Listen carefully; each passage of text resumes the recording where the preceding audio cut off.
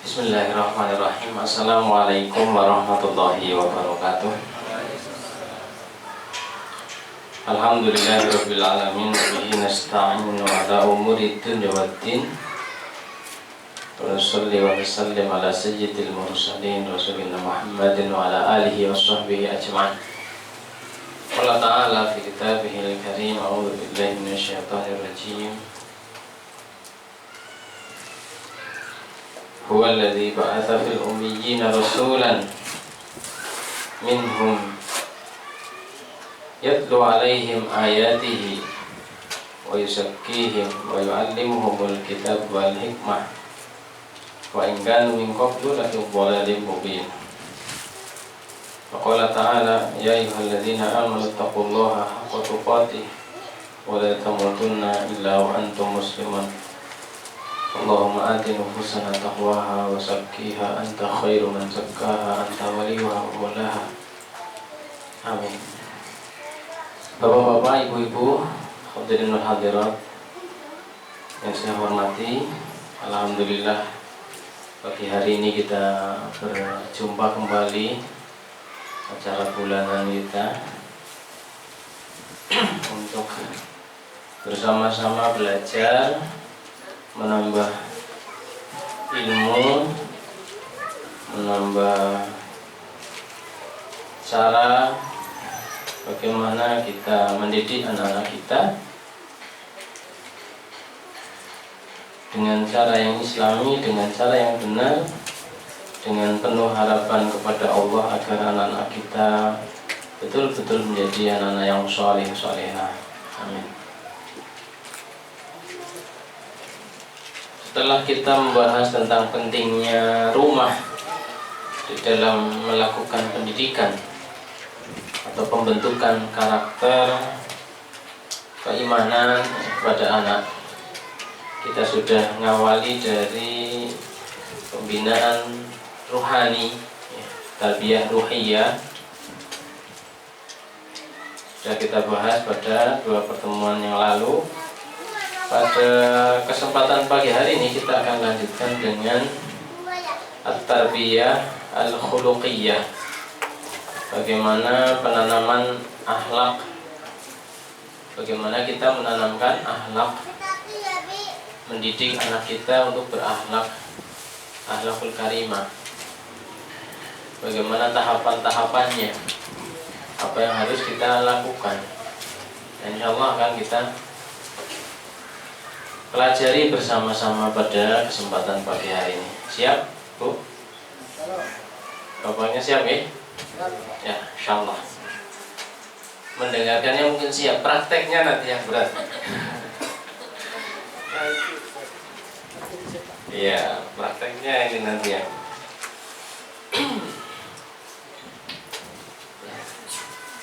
tu'ani al-bashariyah al-yawm min azmah al-akhlaqiyah khaniqah. Kita ketahui bahwa zaman ini hampir semua orang itu mengeluhkan kondisi generasi yang jauh dari akhlak mulia. Kalau akhlak ini kan sebenarnya diakui secara fitrah, bohong, tidak beragama pun tahu bahwa bohong itu jelek, mencuri, tidak beragama pun tahu bahwa mencuri itu jelek, dan lain sebagainya. Kita hidup di suatu zaman yang sangat jauh dari tuntunan, yang sangat jauh dari ajaran yang dibawa oleh Rasulullah SAW. Dari sisi akhlak juga demikian. Inilah masa di mana orang-orang yang benar itu didustakan, orang-orang yang dusta malah dibenarkan. Kemarin saya pas ke Bumiayu, ada berita bupati di razia, ketika pesta narkoba. Bupati mana itu? Daerah sana. Bisa itu kan? Kok bisa jadi itu baru ya? Bupatinya baru, itu belum lama. Kok bisa orang narkoba terpilih jadi bupati. Itulah zamannya.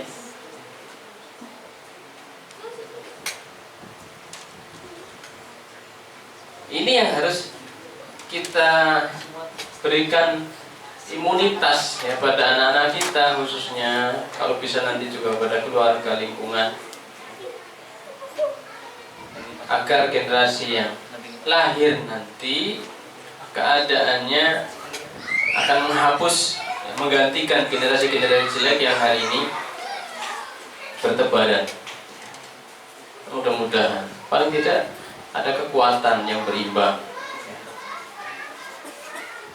Jadi negeri ini tidak semakin parah, dunia ini tidak semakin parah. Ini yang dirasakan semua orang, mengeluh, ya mengeluhkan anaknya, mengeluhkan teman-teman anaknya, ya, dusta, ghish, penipuan, fujur, kedoliman dan lain sebagainya.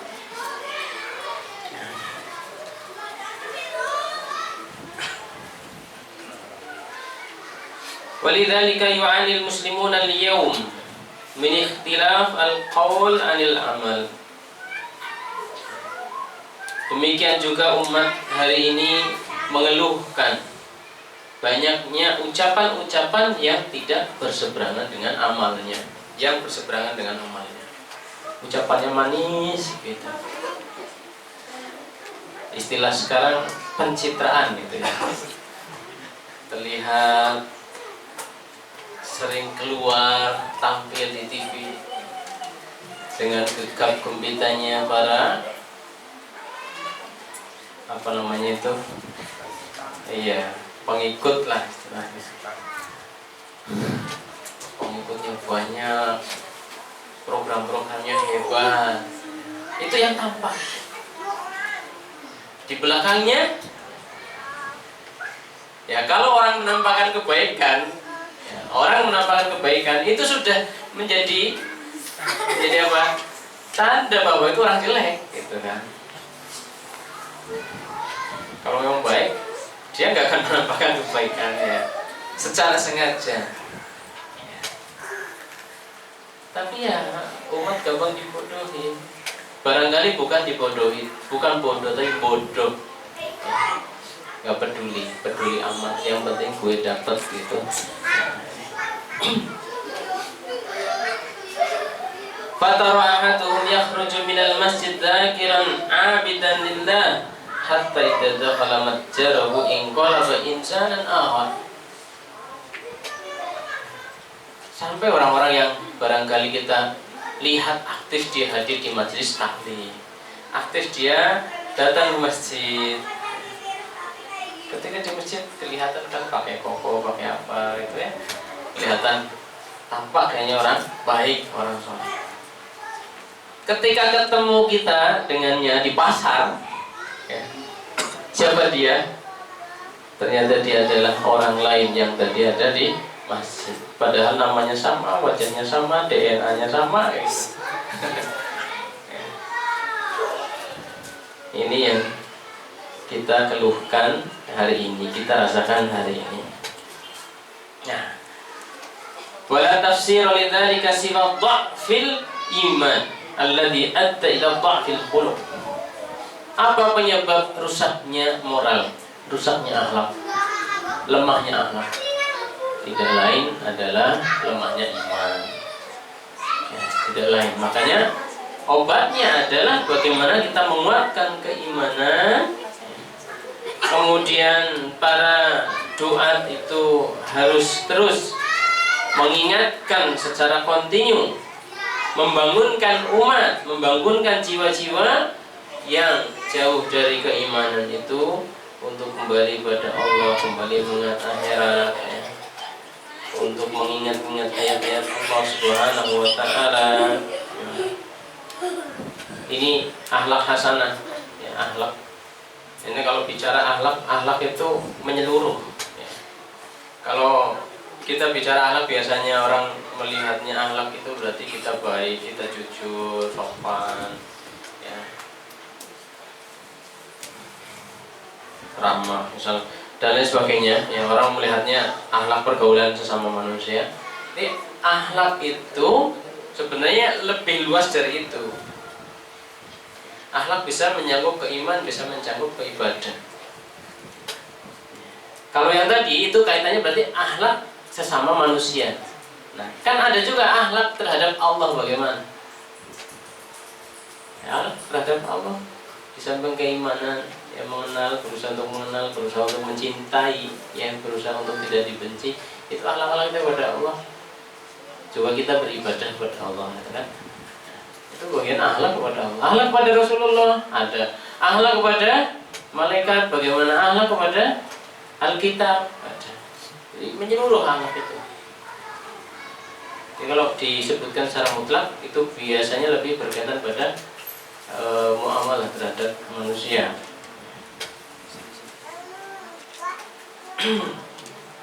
Ini menjadi tujuan dibangkitkannya Rasul. Innama bu'itsu liutammima makarimal akhlak. Innama adatul hasr, di situ pakai hanyalah gitu. Innama, aku diutus ini hanyalah untuk memperbaiki akhlak. Yang sangat penting. Allah Subhanahu wa taala berfirman, "Huwallazi ba'atsa fil ummiyina rasulan." Dialah Allah Subhanahu wa taala yang telah mengutus, membangkitkan di kalangan orang-orang yang ummi. Orang-orang ummi di sini artinya apa? Tidak punya kitab. Bangsa Quraisy, Arab Quraisy enggak punya kitab. Beda dengan Bani Israil, ada Taurat, ada Injil. Fil ummiyina rasulan minhum. Rasul, seorang rasul dari mereka sendiri, yang sama-sama ummi. Yatlu alaihim ayatihi, untuk membacakan ayat-ayat itu, untuk membacakan Al-Quran. Ini fungsi utama Rasul, Al-Quran dibacakan, kemudian Al-Quran diterangkan. Kita, di antara kita yang aktif mengikuti kajian tafsir dari awal sampai akhir surat. Pengen tapi nggak ada. Panjang lama ya, nggak habis-habis. Ya Rasulullah membacakan alurkan kepada sahabat berapa tahun? Setahun, 2 tahun, tidak kan? 23 tahun. Ya memang panjang. Selama kita balik mungkin tidak, umur kita lebih dari 23 tahun mungkin. Kalau balik itu usia 13 ditambah 23, atau balik katakanlah 17 lah, 17 tambah 23 berarti umur 50 tahun, 40 tahun sudah hatam harusnya. Kalau memang dari awal sudah memulai ya. Kalau lama mentok-mentoknya 40 tahun, atau yang sudah umur 50 tahun harusnya sudah hatam. Ternyata belum ya, karena fasilitas. Kalau tidak, paling bisa kita dengan membaca terjemah itu membantu sedikit sekali ya. Huwa alladzi ba'atsa fil ummiyina rasulan minhum yatlu 'alaihim ayatihi wa yuzakkihim. Nah, di sini wa yuzakkihim berikan tazkiyah. Ini fungsi bagaimana Rasul sallallahu alaihi wasallam membentuk akhlak para sahabat. Orang-orang yang kita kenal sebagai ahlul jahiliyah, kaum jahiliyah, kaum yang kalau orang menyebutkan bahkan barbar kayak gitu. Kemudian kita melihat bagaimana kemudian para sahabat-sahabat Rasulullah SAW luar biasa, luar biasa. Siapa yang lebih sopan dari sahabat? Siapa yang lebih tahan terhadap ujian dari sahabat? Siapa yang lebih banyak mengeluarkan hartanya di jalan Allah? Siapa yang paling berbakti pada orang tua? Semuanya ada pada sahabat-sahabat Rasulullah Shallallahu Alaihi Wasallam. Saya ingat Abu Bakar ya. Abu Bakar ketika Rasulullah telah meninggal. Beliau menanyakan pada putrinya, siapakah putri beliau? Istri Rasulullah SAW, Aisyah. Wahai anakku, wahai Aisyah, dari kebiasaan-kebiasaan Rasulullah mana yang belum aku jalankan? Rasulullah biasa qiyamul sudah, Rasulullah tilawatul Quran, Abu Bakar sudah, Rasulullah begini sudah. Habis ditiru oleh sahabat, ditiru oleh Abu Bakar. Ini Rasulullah SAW. Nah, Aisyah kemudian mengatakan, ada satu yang dilakukan oleh Rasulullah engkau belum melakukan. Apa? Rasulullah ya di akhir-akhir hayatnya berarti ya, itu suka datang ke pasar. Di sana ada, di sudut pasar itu ada seorang Yahudi buta.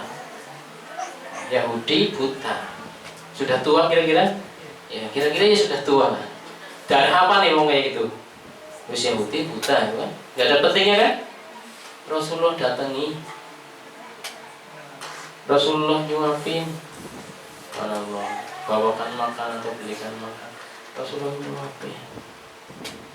Si Yahudi ini ngomel-ngomel, hati-hati ya sama Muhammad, dia wong gemblung, wong penyair, penyihir itu. Padahal dia yang lagi nyuapin. Kapok Rasulullah, udahlah, tinggalkan aja, kata gue. Rasulullah datangi lagi. Dengan lembut beliau tetap nyuapin orang.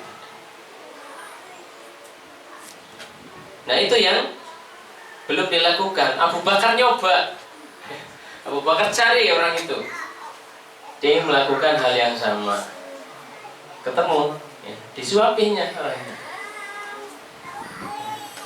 Ditakon yang Yahudi mau sing bijak. Kok siapa? Ya aku yang biasa nyuapin kamu. Oh bukan. Beda. Ini rasa beda. Ini padahal Abu Bakar ya, orang yang paling baik, paling lembut di kalangan sahabat. Si Yahudi ini jujur. Dia bisa merasakan bedanya antara suapan Rasulullah dengan suapan Abu Bakar. Ya, Rasulullah memang nggak bisa ditiru, jiplak, akan. Kamu siapa? Ya aku yang nyuapin kamu biasa, bukan. Beda. Yang dulu itu lebih lembut. Terusan barulah itu dikasih tahu ternyata yang dulu itu adalah Rasulullah SAW. Orang yang suka dicaci-caci sama Yahudi ini. Sekarang dia telah meninggal. Rasulullah telah meninggal, maka menangislah Yahudi ini dan masuk Islam. Ini gambaran daripada akhlak para sahabat, bagaimana berusaha meniru Rasulnya dan bagaimana keberhasilan Rasulullah SAW menanamkan akhlak-akhlak yang mulia pada para sahabat ini. Yusakihim wa yu'allimuhumul kitaba wal hikmah, mengajarkan pada mereka Al-Quran, hukum-hukum, wal hikmah ya, ini hadis. Hikmah itu adalah hadis ya. Wa in kanu min qablu lafi dhalalin mubin, sebelumnya pada mereka dalam kesesatan yang sangat.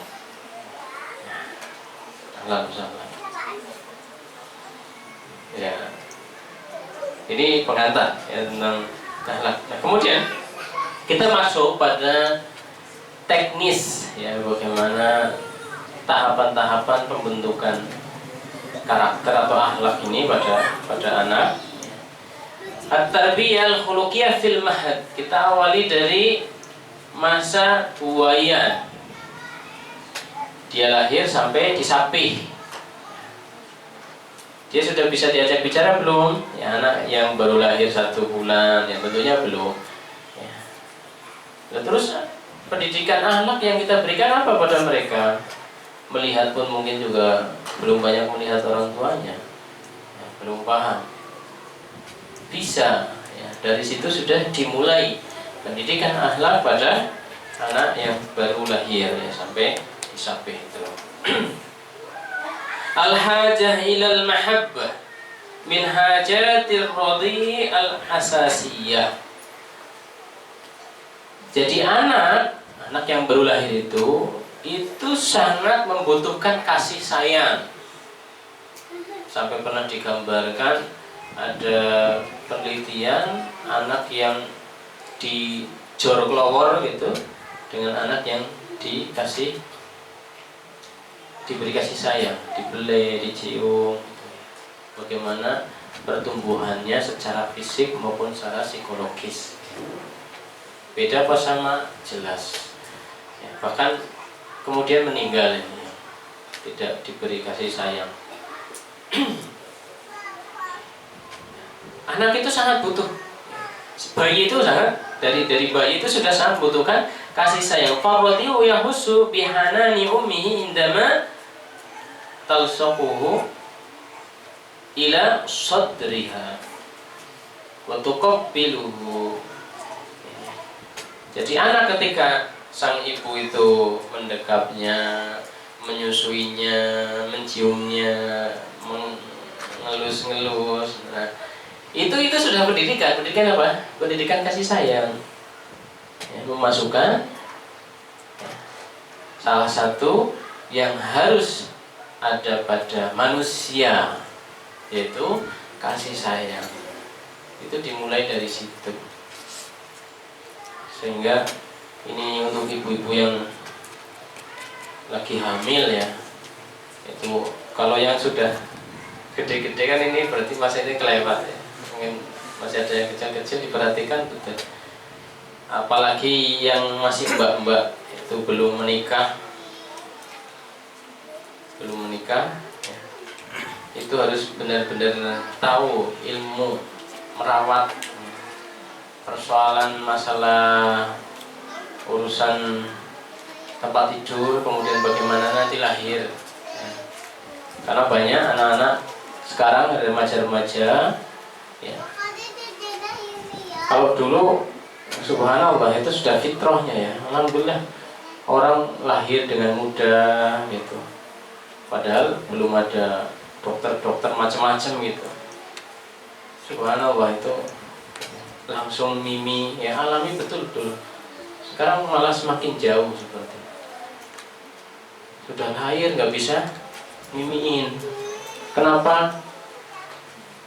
Air susunya belum keluar ya, misalnya, dan lain-lain. Terus non sewu itunya kecil ya, jadi nggak mau mimi misalnya. Nah itu nggak boleh dilalaikan oleh remaja putri. Nah, kalau kita punya tetangga apa anak putri, itu tolong disampaikan untuk diperhatikan, yaitu biar anak ini benar-benar nanti bisa menyusu, ibunya bisa menyusui ya, kasihan.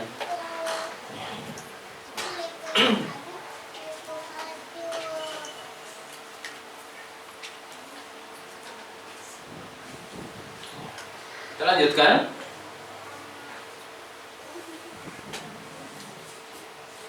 Wa yaqluqu in ra'a wajha ummihi abisan.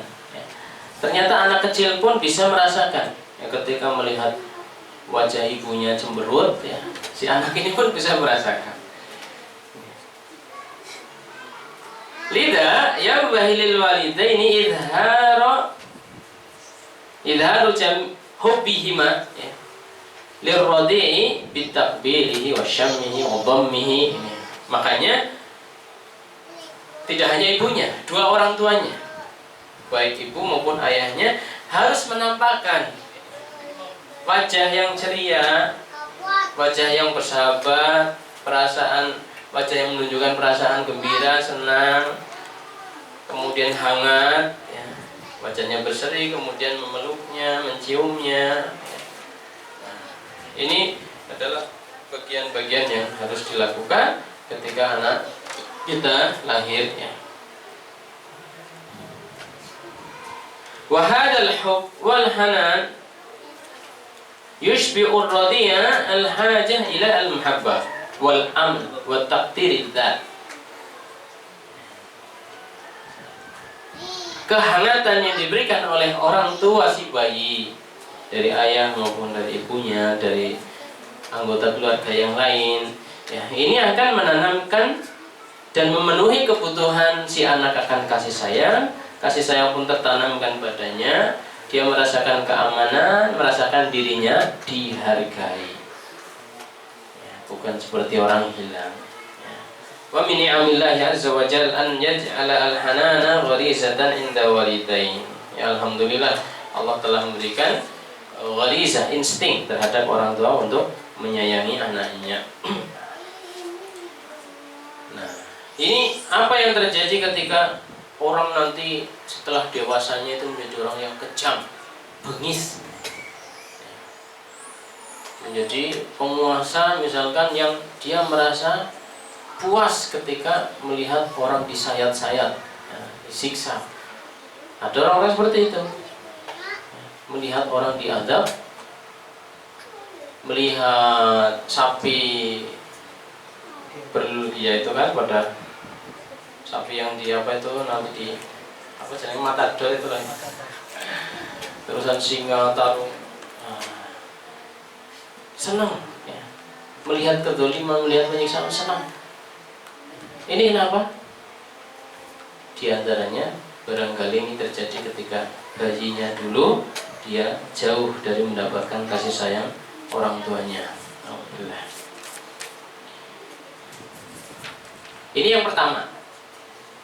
Apa? Ya, kasih sayang. Berarti wajah ramah, kemudian belian, pelukan, lembutan, disusui, ya senyum, kayak gitu.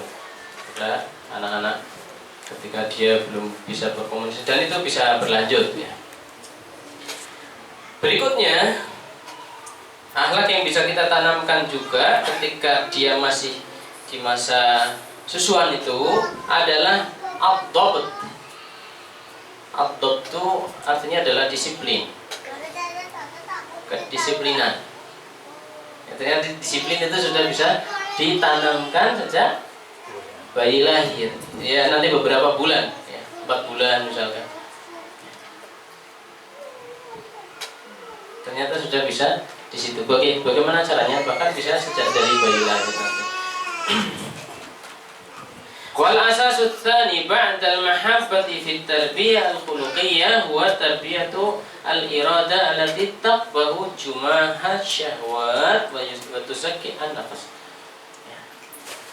Tarbiyah berikutnya selain mahabbah tadi, kecintaan, ya kasih sayang tadi, adalah tentang bagaimana keinginan anak itu tidak diumbar semaunya, ingin ini, ya, semaunya, tidak ada batasan-batasan.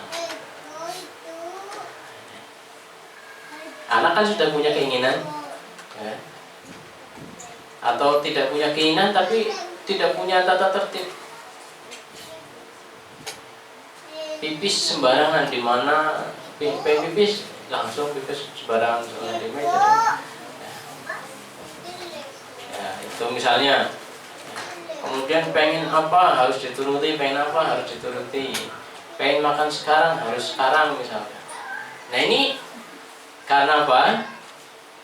Karena kelalaian kita diantaranya adalah tidak menanamkan kedisiplinan terhadap anak sejak dini. Nah, ternyata kedisiplinan ini bisa ditanamkan sejak awal. Di sini disebutkan. Wa huwa badru budrah al-mawjudah fil fitrati tifl wa ala al-walidaini tanmiyatuha hasbal marahil at-taliyah.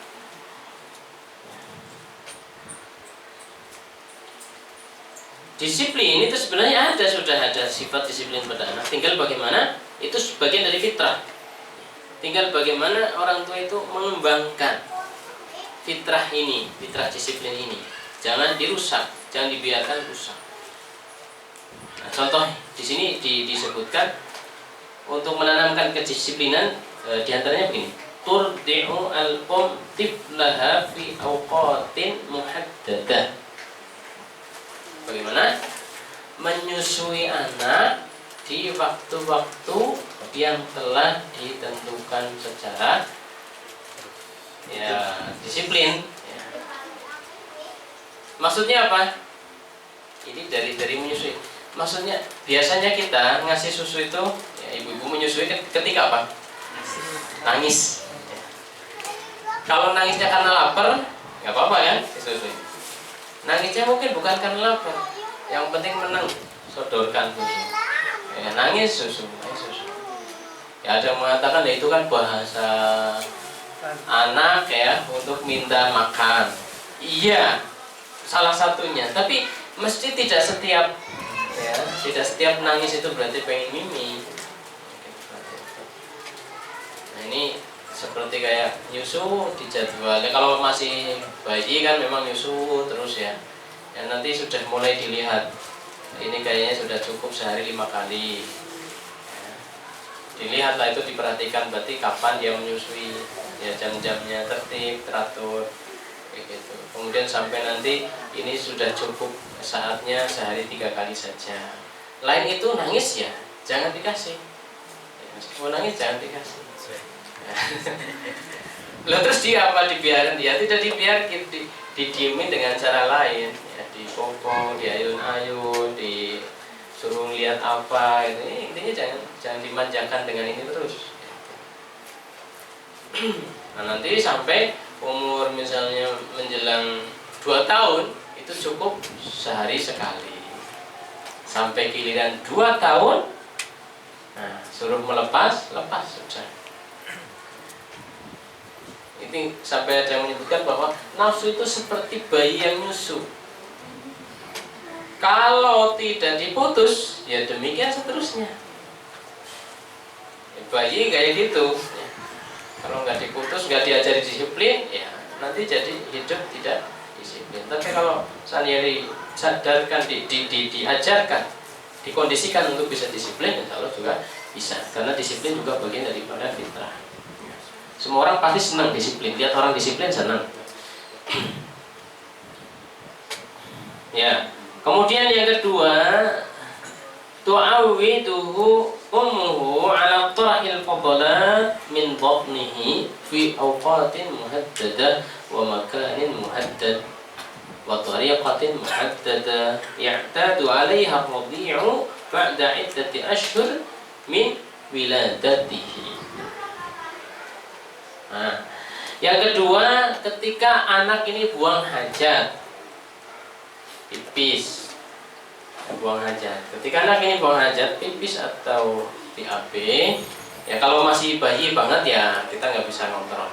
Ya, mungkin sudah di umur setengah tahun, gitu, atau ya mungkin 4 bulan, ya setengah tahunan ke sana lah. Itu sudah mulai dilatih. Mulai dilatih kapan pipis, kapan BAB. Saya nggak tahu ini ilmunya secara teknis bagaimana, nanti mungkin bisa lebih didalami oleh para ahlinya ya di situ. Atau kita sendiri bisa melakukan eksperimen terhadap anak kita bagaimana. Kan kayak saya sendiri nggak kepikir itu kan, nggak kepikir kalau umur segitu sudah dilatih. Ya ternyata itu bagian daripada teknik ya, mendisiplinkan anak. Dilatih seperti itu. Ya sejak bayi bagaimana kalau pipis itu di mana jam waktunya misalkan. Ya, terutama BAB dulu ya mungkin. Ya kalau pipisnya masih agak susah BAB-nya. BAB kan mungkin sehari sekali 2 kali. Nah, pagi ya, bagaimana anak itu kemudian dikondisikan untuk bisa BAB, ditempatkan di tempat yang khusus, ya tata caranya khusus, ya kalau belum bisa jongkok berarti kan dipegangin gitu ya. Kalau sudah bisa jongkok nanti si anak itu suruh jongkok, ini tempatnya. Ya. Jadi ini sudah menjadi pola. Ya. BAB ya di situ caranya seperti itu. Kalau sudah bisa jalan jongkok apa-apa, akhlak adab-adab ketika BAB sudah masuk. Kemudian pipis juga seperti itu. Nah ini disebutkan ya, diantaranya cara untuk menerapkan kedisiplinan atau ad-dhabt pada anak dari 2 hal tadi.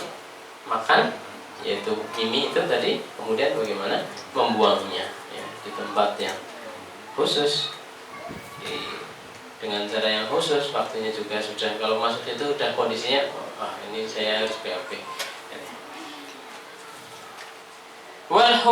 wal hanan min jihah waddabat min jihah ukhra hittan mutaqabilan fin nafsil basyariyah yanbaghi tanmiyatuha ma'an.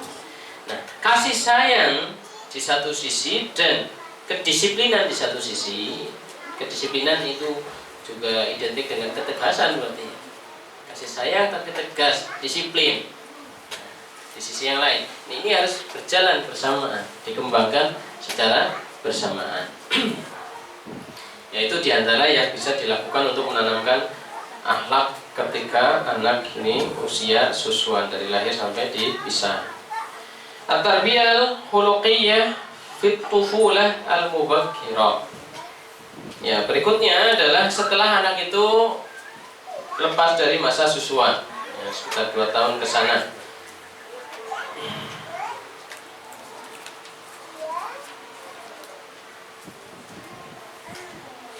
Yang pertama adalah al-qudwah al-hasanah. Ini sangat berat, ya, al-qudwah al-hasanah, contoh yang baik, ya. Jadi kalau kita ingin anak kita baik, kita harus baik, betul-betul kita harus baik. Yaktasibu al-khuluq bit-taqlid la bil wa'dhi wal irsyad. Akhlak ini, kebiasaan ini itu didapatkan si anak dari mana? Kebanyakannya adalah dari melihat contoh, bukan dari nasihat-nasihat, bukan dari petunjuk-petunjuk, ya. Banyak ngomong, tapi kebanyakannya ketika anak usia 2-3 tahun dari melihat, ya. 2-3-4, ya. Dari melihat, ya. Kebanyakannya. Dan usia-usia itu yang paling dilihat orang tuanya. Usia sampai sekitar 4 tahun, itu yang paling dilihat orang tuanya. Ini berarti di masa dimana orang tua harus betul-betul hati-hati, ya. Wadha'if yuqallidul qawi, ini tentunya sudah menjadi hukum, ya, sunatullah. Yang lemah akan mengikuti yang kuat.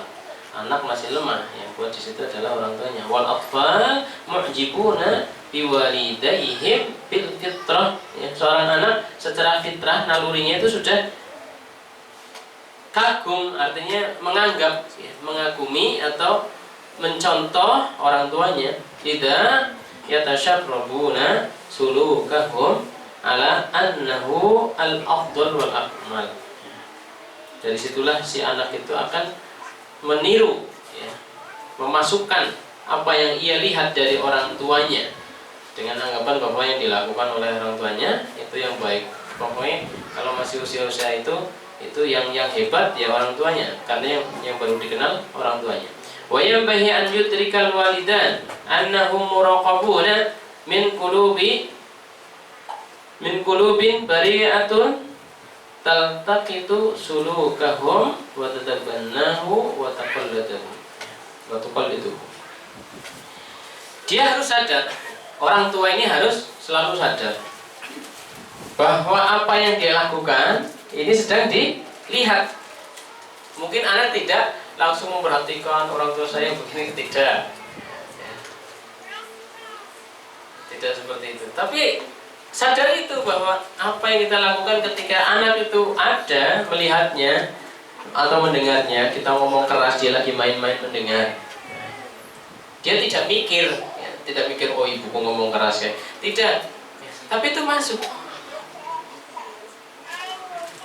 itu kan bisa mempengaruhi.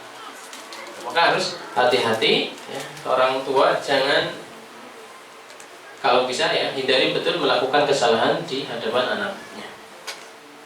Falyattaqullaha fi atfalikum wa tadlubu al-qudwa al-hasanah minal walidaini ma yali. Ya.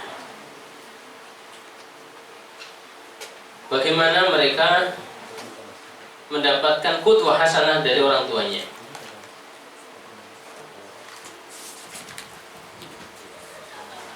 Bagaimana mereka mendapatkan qudwah al-hasanah dari orang tuanya? Yang pertama, as-sabat wal istimrar 'alal af'al al-hamidah wal akhlaq al-hasanah. Kita terus-menerus istiqomah melakukan perbuatan-perbuatan yang terpuji, mencerminkan akhlak yang baik. Kenapa harus terus-menerus? Li'anna marratan wahidatan minal qudwa sayyi'ah tukharribu kullama bana minal khuluq al-hasan. Sekali kita salah itu bisa menghancurkan sekian hari, bahkan mungkin tahun, ya, bulan, tahun. Kita telah menunjukkan, menanamkan akhlak baik pada anak, kemudian kita salah sehari, salah sekali, itu bisa merusak. Ya, merusak tentunya bisa juga parah, bisa tidak. Ya, intinya itu bisa merusak, bisa mencederai. Kita bisa jujur terus. Sekali waktu ketahuan bohong, ya pasti jadi senjata anak itu.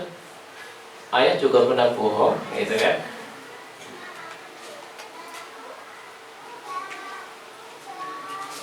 Ya, ini beratnya di sini. Tapi mudah-mudahan Allah SWT memberikan pertolongannya pada orang-orang yang menginginkan untuk mendapat keteguhan di jalannya.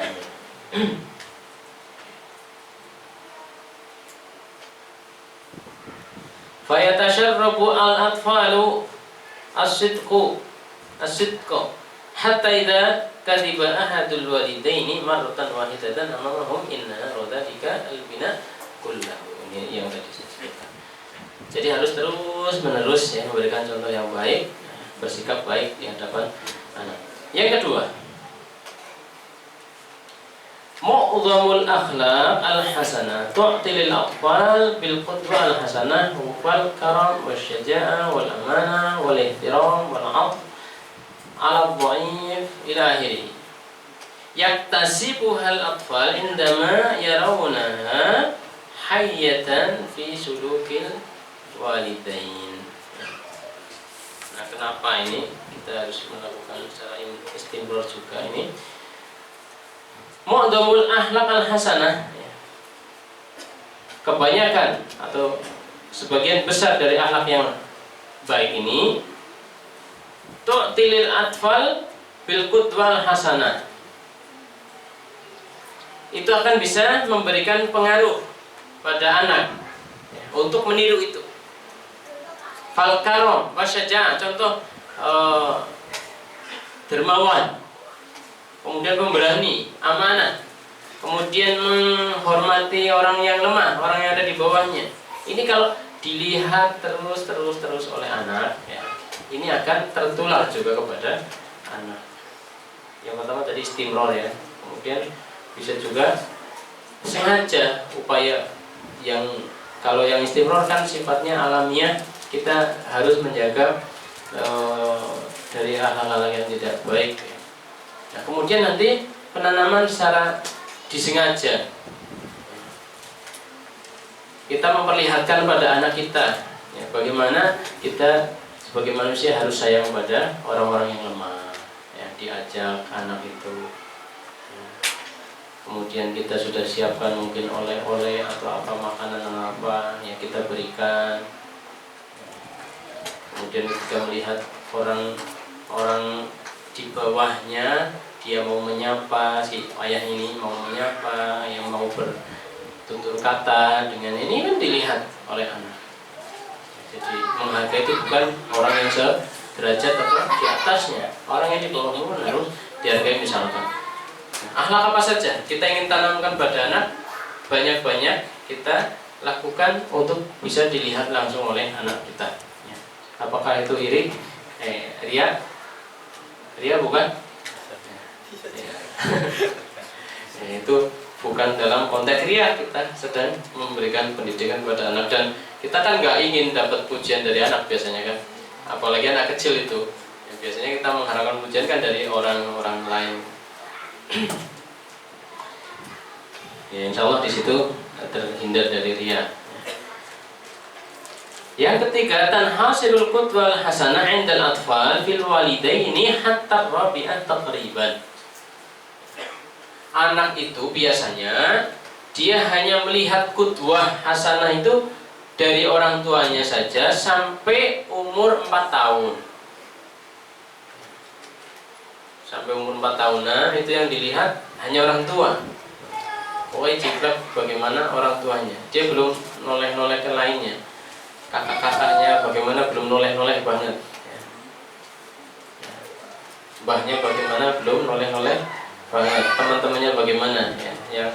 Yang lebih dilihat adalah orang tuanya. Ini secara umum seperti itu. Tsumma yabda'u at-tiflu bin nazar ila suluki ihwanihi wa akhwatihi wa jaddihi wa jaddatihi wa kullu man ya'ishu ma'ahu fil usrah. Kemudian setelah umur 4 tahun itu baru dia melihat-lihat dari yang lainnya, saudara-saudaranya, dari kakek neneknya, dari mungkin kerabat atau pembantu yang hidup di satu rumah itu. Wa fil khamisah yata'arrafu 'alal aqarib wal jiran.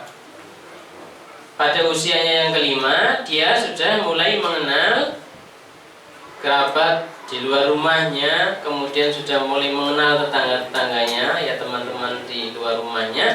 Lidha falyahdharil walidan min ikhtilatil usrah bi ashkhasin fasidin.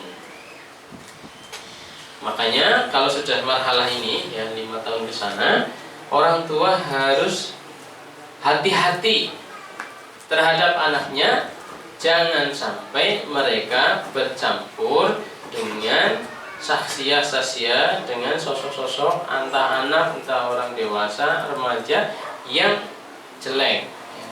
Mereka orang-orang jelek. Jangan biarkan anak kita bau dengan orang-orang jelek.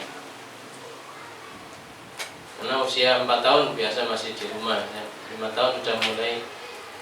Nah itu jangan biarkan mereka sampai bergaul dengan orang-orang jelek.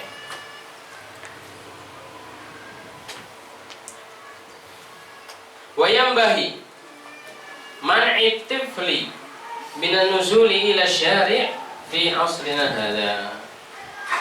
Dan wajib orang tua harus mencegah anaknya jangan sampai si anak itu turun ke jalan, menjadi anak jalanan. Ini jangan sampai ya, malam-malam dibiarkan main, ngumpul-ngumpul, nongkrong-nongkrong di jalan. Ini kerusakan remaja-remaja ini rata-rata diawali dari sini ya, keluar malam, nongkrong di jalan. Mungkin awal-awalnya enggak ada apa-apa. Dibiarkan akhirnya jauh semakin jauh ya, sampai narkoba dan sebagainya.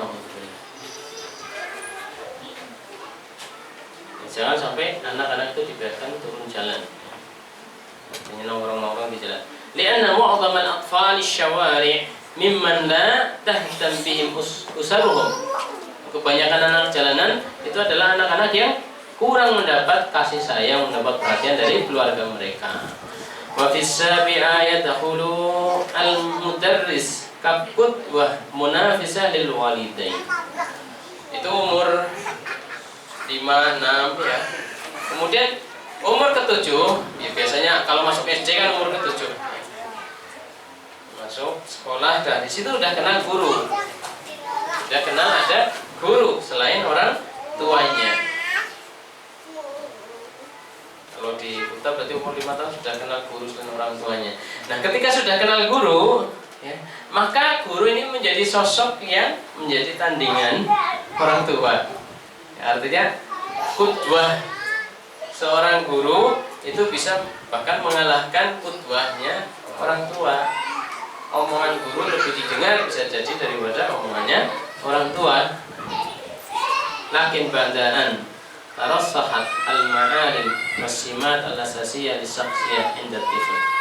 Nah, kalaulah kemudian masuk sekolah mendapatkan guru yang mungkin kurang atau apa, apalagi sekolah umum misalkan, paling tidak basic akhlak baik itu sudah menancap, sudah tersiplok di dalam diri si anak itu.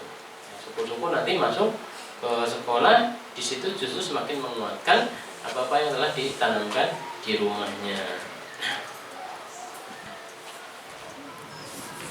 Ya ini masalah qudwah hasanah. Bisa menjadi qudwah hasanah bagi anak-anak. Selalu berusaha insyaallah.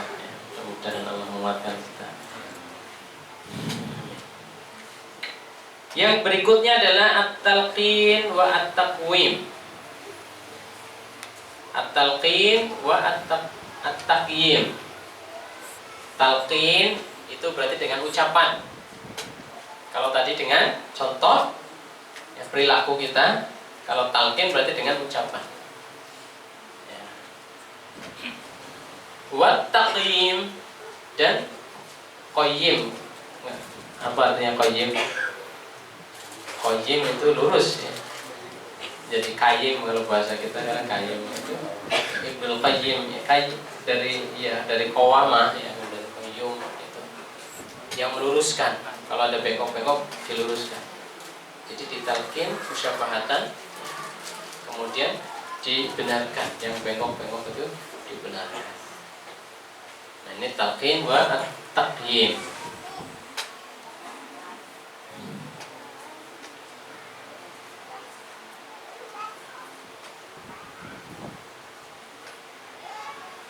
Wa naqsudu al-hukma ala af'ali tifl wa af'ali al-akharin bil khair aw syarr.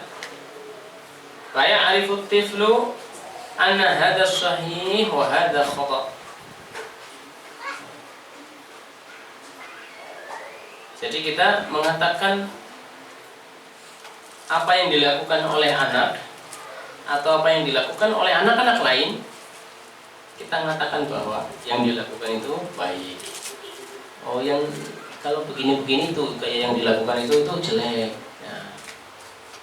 Nanti disuruh untuk mengikuti yang baik dan menjauhi yang jelek. Fa ya'rifu tifl anna hadha sahih wa hadha khata'. Sehingga dari situ dia tahu, oh ini salah. Ya. Ini yang benar begini. Kalau yang kayak gitu tuh salah. Wa naj'alul halal wal haram mizanan li hadzal taqyim. Yang itu haram enggak boleh, yang itu halal boleh. Fa hadza khata' la yardahu Allah wa rasuluhu. Ini salah, tidak diridhai oleh Allah. Wa hadza sahih yardahu wa rasuluhu. Kalau yang ini benar, Allah itu summa tukafi'u ala sahih wa nu'aqib al khata'. Walau bil istihsan ya. Kemudian setelah itu yang benar kita beri balasan, kemudian yang salah diberi hukuman.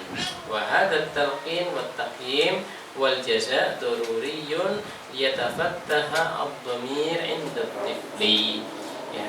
Menunjukkan bahwa ini salah, ini benar, ini diridhoi, ini tidak diridhoi, ini halal, ini haram. Kemudian yang haram dilakukan ada hukumannya, yang baik dilakukan ada imbalannya. Ini merupakan perkara yang sangat dianjurkan untuk dilakukan agar dhamir ini terbuka hati nantinya ya, karena kita tidak akan terus bisa memantau mereka.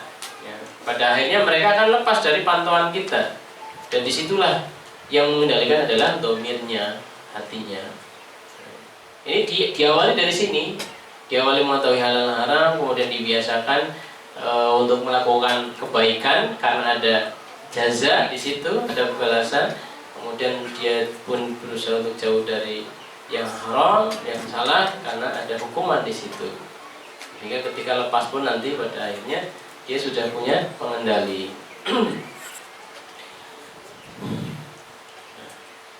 Di sini disebutkan wala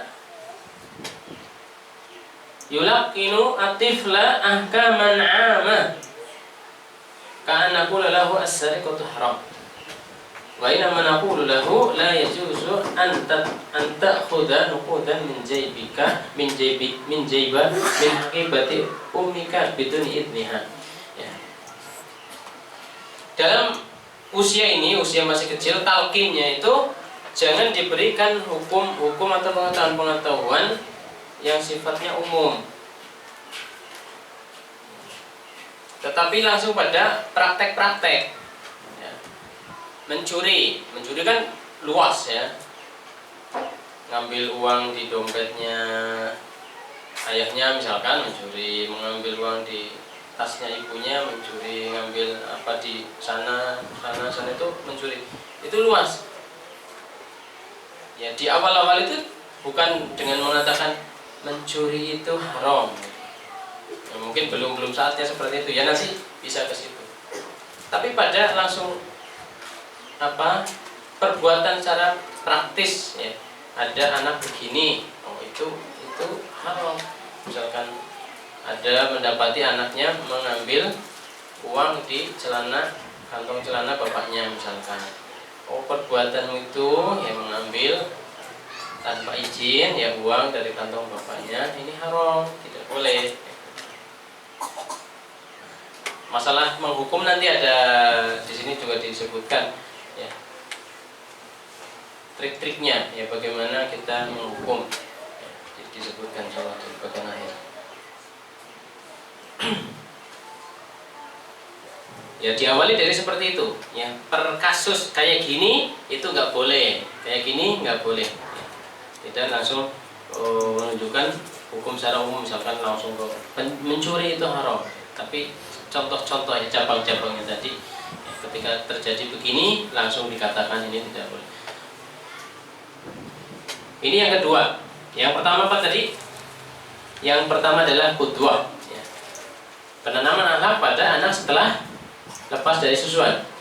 Pertama adalah qudwah hasanah. Yang kedua at-talqin wa taqyin. Dikasih tahu, diluruskan. Ini salah, ini benar, ini halal, ini haram. Ya, ini diridhoi, ini tidak diridhoi. Kemudian yang berikutnya adalah qasasul anbiya wa siratil mustafa. Ya, kisah-kisah.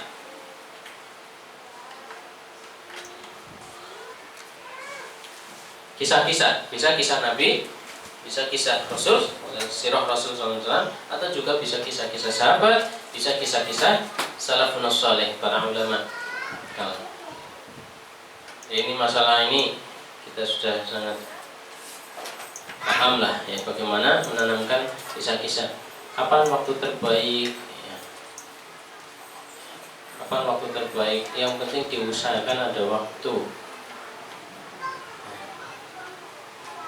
Ketika makan bisa, tapi ketika makan biasanya lebih cocok untuk obrolan kebutuhan atau apa kayak gitu. Mau tidur sangat tepat. Mau tidur sangat tepat. Bahkan sebagiannya kalau waktunya ombel bangun tidur ya untuk merangsang anak tidak malas itu juga bisa. Ketika jalan ya, di kendaraan bareng kayak gitu. Jadi disiapkan ada upaya secara sengaja, mungkin sehari paling tidak satu kisah atau apa. Kisah-kisah sangat banyak, bisa diambil dari banyak buku ya. Ada yang praktis-praktis, ada yang disebut dari hadis-hadis Rasulullah SAW. Sangat banyak ya. Kalau kita nggak menghafal dibacakan bisa. Kalau kita belum pernah membacanya mungkin beli buku baca ini kisah pertama, kisah kedua, kisah ketiga terus gitu. Kita sambil dapat ilmunya ya. Anak juga bareng-bareng dapat ilmunya. Nah setelah kisah itu nanti ada penekanan biar mereka termotivasi untuk bisa meniru sosok keteladanan yang bisa diambil dari kisah tersebut. Ini akibatnya kalau dia dusta akan begini, ini akibatnya kalau dia jujur dan seterusnya. Ya, tentang kisah. Wala wujuda lil hayatil akhlaqiyati bidunil jazaa. Oh iya. Ini yang kedua, yang ketiga kisah sudah. Kemudian yang keempat. Yang keempat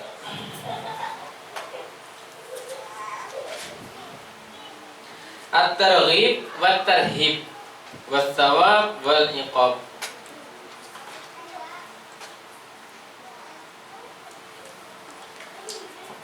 At-targhib artinya adalah memotivasi. Memotivasi anak untuk melakukan. Biasanya bisa juga dengan thawab, dengan balasan pahala, atau dengan menunjukkan kalau melakukan ini pahalanya begini-begini. Nah, ini biar anak termotivasi. Misalkan mau melatih dia sedekah, ditunjukkan tentang keutamaan sedekah, balasan-balasan bagi orang yang bersedekah. Itu artinya adalah at-targhib, pakai ghain atau thawab. Wat-tarhib, ini dibarengkan antara targhib dengan tarhib, tapi pada prakteknya targhib lebih didahulukan daripada tarhib.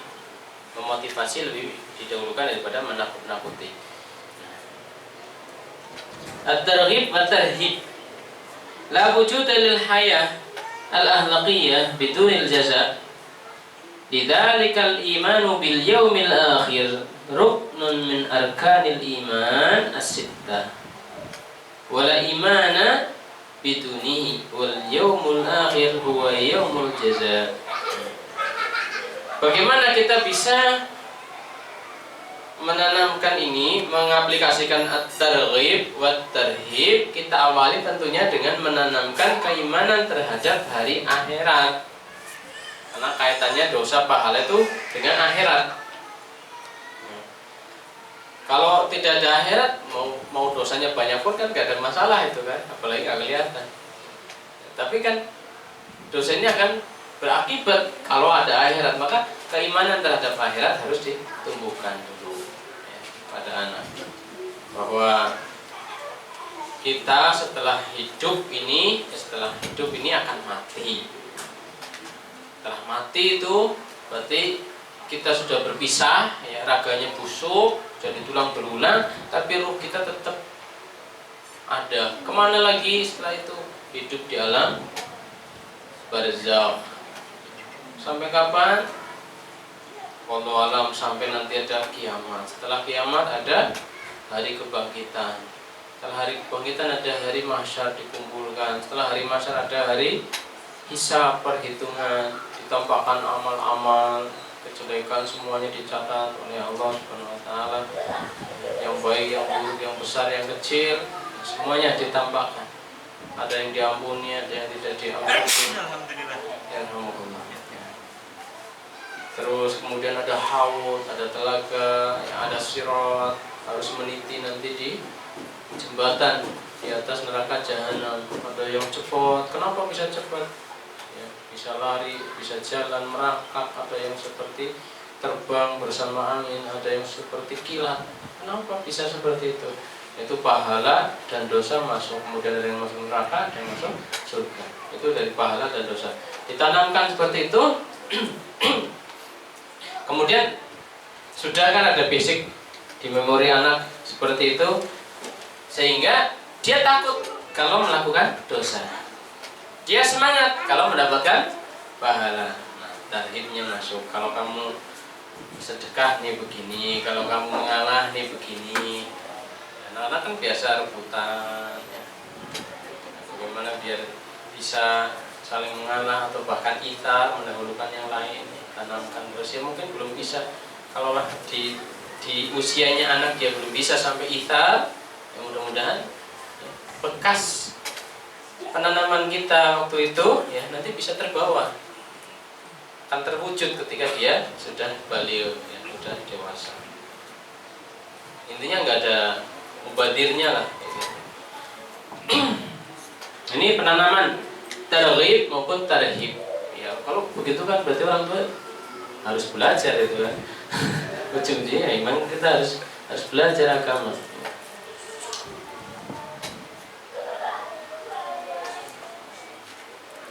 Fa may ya'mal mithqala dzarratin khairan yarah, may ya'mal mithqala dzarratin syarran yarah. Nah, ini harus kita tanam. Sekecil apapun kalau kita melakukan kebaikan pasti dilihat dan akan mendapat balasan.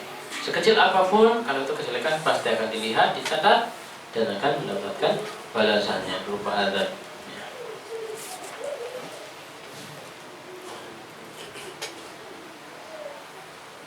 Hadhihi adhibah la'allaha tusa'id al-bait al-muslim ala istihdami al-thawab wal iqab istihdaman sahihan. Nah, ini bagaimana kita, ini kan mungkin ada pertanyaan, lakin mata nastakhdimu al-mukafa'a wa mata yakun al-iqab. Kapan kita memberi balasan, kapan kita memberi hukuman. Nah, kita akan lanjutkan dengan pertanyaan ini ya, menjawab pertanyaan ini. Bagaimana kita memberikan hukuman, kapan, seperti apa ya, sampai kapan, dan bagaimana atau kapan kita menghukum. Ya, yang pertama, at-tarhibu qabla at-tarhib. Trik dalam memberikan hukuman atau hadiah balasan. Yang pertama disebutkan di sini adalah at-tarhibu qabla at-tarhib. Kita jangan mengawali dengan mengancam, tetapi mengawali itu dengan memotivasi, memberi hadiah, menunjukkan pahalanya. Nah, ini diantaranya biar dia itu mengenal Allah itu maha rahmat, bukan maha syadidul adzab. Allah itu Ghafurur Rahim, Syakurun Ghafur.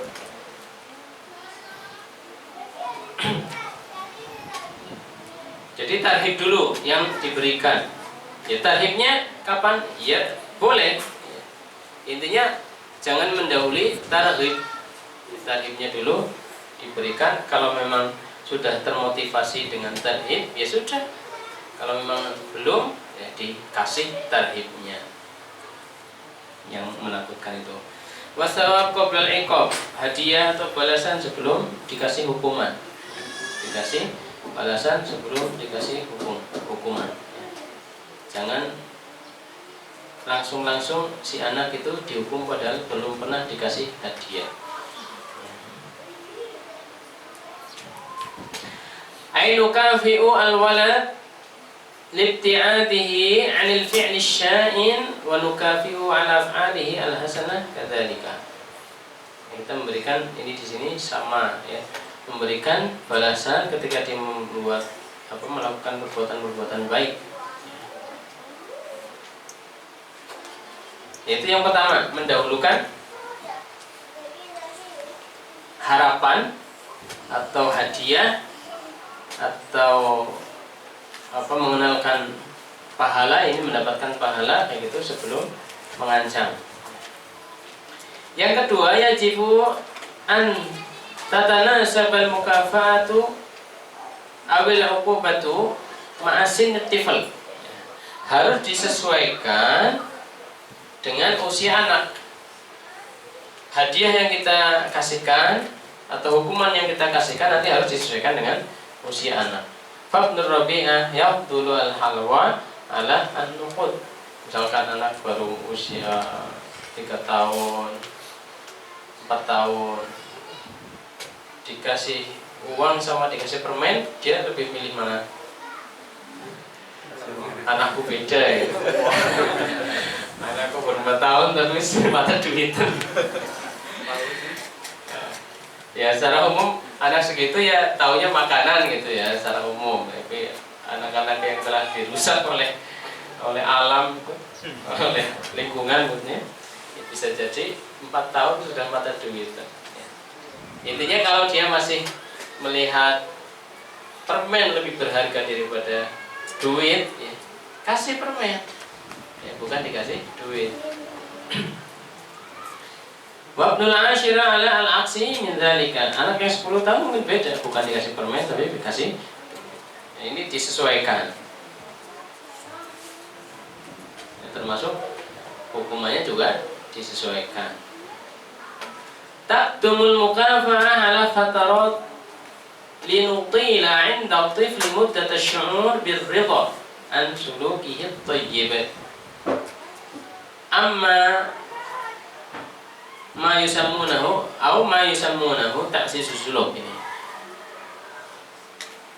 Jadi kalau memberi hadiah, memberi mukafa'ah, ini harus terus menerus diperpanjang ya, sampai si anak itu dia ridho dengan akhlaknya. Ini akhlak yang baik, saya harus melakukan begini karena menghasilkan kebaikan ya, sampai itu tertancap ya, tertanam ya, akhlak baik itu. Ini yang dinamakan ta'zizus suluk ya, sampai akhlak itu meresap. Jadi misalnya kayak kemarin ada dari ustadznya, misalkan siapa yang tidak telat sholat berjamaah bersama imam, tidak ketinggalan takbiratul ihram selama 3 hari, dikasih hadiah. Dan rame-rame kan, berlomba-lomba. Setelah hadiahnya dikasih, sudah nggak ada kelanjutan. Gimana anak-anak kita? Lelet lagi gitu ya, karena belum masuk ya, 3 hari itu belum masuk, belum menancap gitu. Harus distimulus lanjutan, harusnya seperti itu. Harus distimulus lagi, dosisnya dari yang ringan meningkat.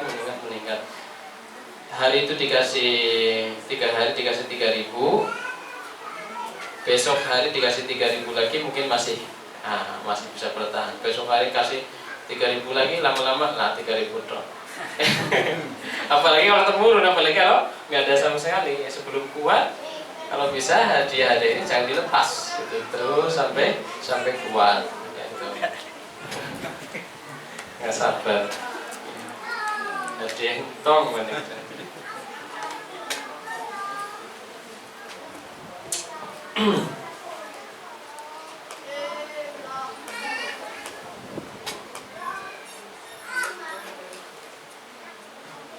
Ya.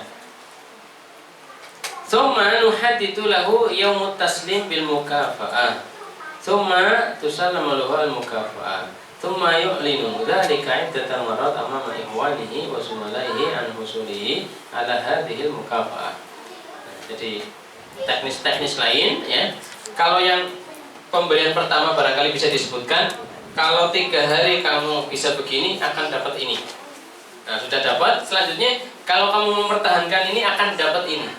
Tapi jangan dikatakan seminggu atau 10 hari. Kayak gitu, jangan dikatakan selanjutnya. Dirahasiakan waktunya. Mungkin baru 5 hari dikasih hadiah lagi, 7 hari kasih hadiah lagi. Ya, mungkin sampai nanti agak panjang baru dikasih hadiah. Ya, waktu berikutnya tidak ditentukan. Kemudian juga disebut-sebut di hadapan teman-teman yang lain, kalau kamu begini nanti kan dapat ini, seperti itu tuh, mas tuh udah dapat tuh misalnya. Nah, itu juga semakin dia merasa tersanjung ya, kemudian termotivasi ya, yang lain-lain juga bisa jadi ikut. Amal iqab fayakunu marratan wahidatan liyakuna mu'adziran. Adapun hukuman itu dilakukan 1 kali saja. Biar kenapa?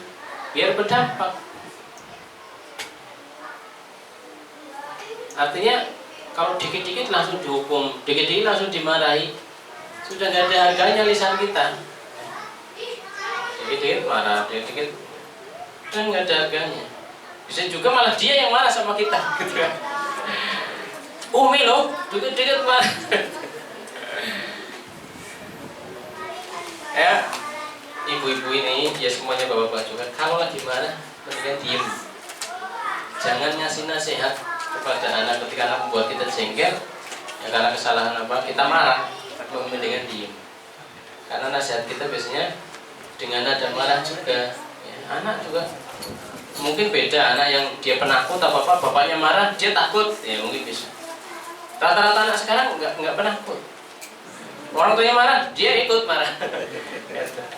Berarti kalau seperti itu, mendingan kita diam.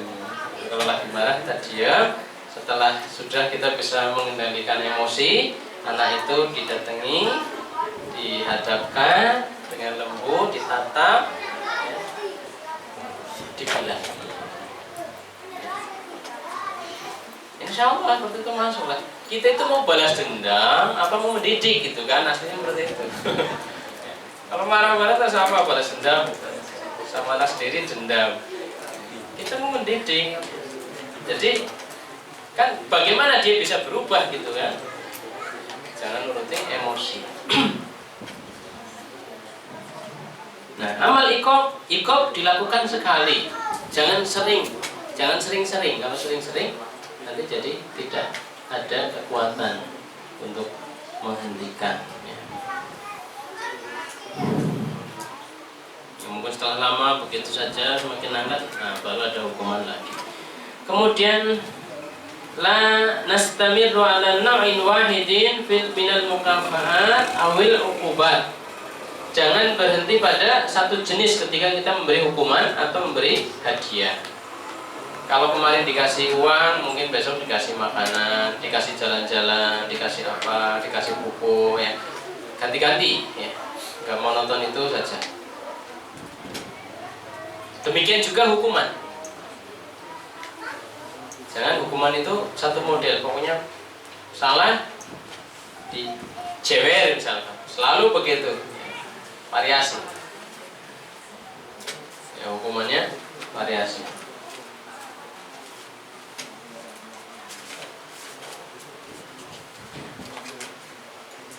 Li'annaha tafqadu qimatuha inda tikrar al-katsir. Yang kedelapan, indama nu'idu bimukafa'ah aw natawa'adu na'idu bimukafa'ah aw natawa'adu bi'uqubah la nuhaddiduha bal natruku dzalika maftuhan ghairu muhaddadan hatta la nuqayyida anfusana bima qad na'jizu anhu. Nah, ini di sini lebih dirinci lagi. Ketika kita menjanjikan hadiah atau kita mengancam dia ketika melakukan kesalahan, ya, terutama di sini memberikan hadiah itu, atau bisa juga mengancam. Katanya kalau bohong mau diginikan misalkan, berarti ancam. Kalau bohong lagi akan beginikan misalnya. Di sini lebih pada ketika janji memberikan hadiah. Nah, ketika kita berjanji memberikan hadiah, jangan kita tentukan waktunya. Itu tadi yang kaitannya pertama mungkin ditentukan, selanjutnya tidak ditentukan. Bal natruku dzalika maftuhan ghairu muhaddad. Biarkan itu seperti itu tanpa ada ketentuan waktu kapannya. Hatta la nuqayyida anfusana bima qad na'jizu anhu. Tujuannya apa? Tujuannya mestinya banyak, ya biar dia juga istiqomah tadi, ya, ada efek ya negatif positif untuk anak. Ke kita juga ketika ternyata kita tidak mampu pun, ya saat itu anak kan belum nagih karena kita belum membatasi, belum menentukan waktunya. Tapi kalau katanya mau diberi ini misalkan, ya, katanya mau diberi ini, ternyata pada saat itu kita sibuk banget nggak bisa nganter, nah nanti jadi salah. Ya silakan kamu begini, nanti seminggu kita jalan-jalan misalkan, ternyata pada minggu itu kita nggak bisa jalan-jalan, kan jadi salah, jadi berabe gitu. Jadi jangan ditentukan waktunya ataupun juga jenis hadiahnya nanti apa. Ya tapi tetap dibikin variasi. Yajibu an ya'rifa at-tiflu jayyidan limadha yukafa'u wa limadha yu'aqqabu. Kemudian ketika kita memberikan balasan atau memberikan hukuman, ini faktor penting, poin penting ya. Anak itu harus tahu, harus sadar, kenapa saya dikasih hadiah, ya, kenapa saya dihukum, salah saya apa sehingga saya dihukum, kemudian kebaikan saya apa sehingga saya dikasih hadiah. Maka suasana penting pemberian orang tua ya, kalau kan sering kita membelikan baju, kita membelikan apa, itu bisa dijadikan momen sebenarnya ya. Bisa dijadikan momen untuk memotivasi mereka untuk penanaman akhlak-akhlak tertentu. kita memang sudah niatkan memberikan baju, dia mau baik mau apa, kita ingin dia belikan baju. Nah, itu bisa dijadikan momen. Nanti kalau kamu begini, ini gitu misalnya. Ya kalau beli baju kan insya Allah bisa. Ya. Apalagi tidak menentukan waktunya kapan, ya, langsung bisa menyampaikan itu. Nah, nanti dia tahu, oh saya begini kemudian dapat ini, ya baik begini dapat apa lagi. Demikian juga kalau dihukum, dia harus tahu kenapa ayah bisa sampai semarah itu, kenapa ayah nggak mau menyapaku kayak gitu. Atau hukuman-hukuman lain, ya karena hukuman nanti diawali dari yang rendah kemudian sampai akhirnya bisa ke pemukul.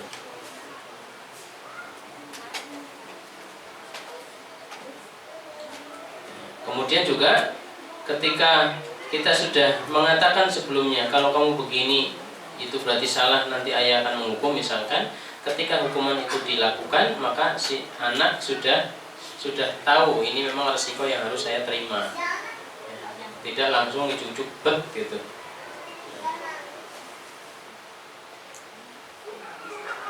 Nomor 10, yajibu at-tadarruj ma'a tifli. Yang nomor bukan 10, nomor berapa? Nomor 7 ya. Ya. Karena ini nomornya salah.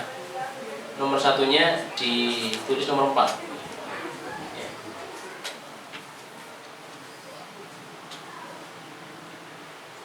Yajibu at-tadarruj ma'a tifli minal mukafa'ah al-mahsusa fis sanawatil ula min umrihi hatta nasila ilal mukafa'ah ma'nawiyah fi syababihi. Ya. Kalau memberikan hadiah, ya kita memberikan hadiah secara tadarruj, ya, kan anak umur 2 tahun sampai nanti kemudian dia remaja gitu. Di usia-usia kecil kita ngasih hadiah yang sifatnya fisik, terlihat, permen, makanan, kemudian uang, sepeda, sepatu gitu terlihat. Kalau sudah mulai besar, ya, hadiahnya mulai tidak terlihat. Hadiahnya ya mungkin tadi kayak bisa juga kayak jalan-jalan atau bisa penghargaan orang tua semakin dekat ya, semakin kelihatan cinta. Ya, usia anak begini orang tua semakin kelihatan cinta. Itu kan bagian daripada mukafah, bagian daripada hadiah. Ya.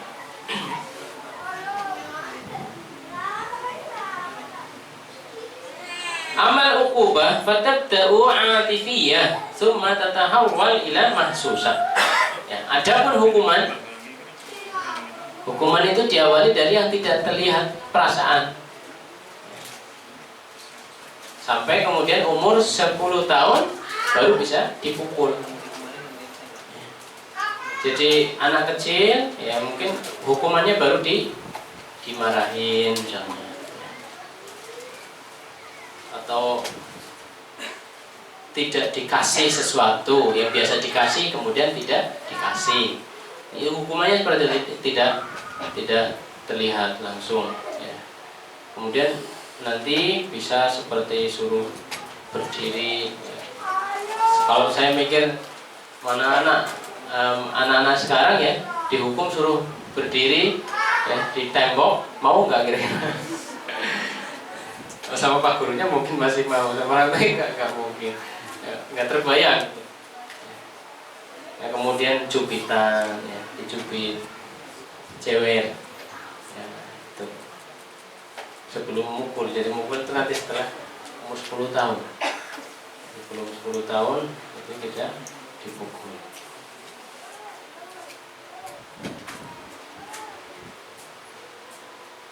Ya nanti kalau udah remaja ya hukumannya beda lagi, kembali lagi. Kalau remaja masih pukul-pukul ya nanti kita kalah malah sama kita.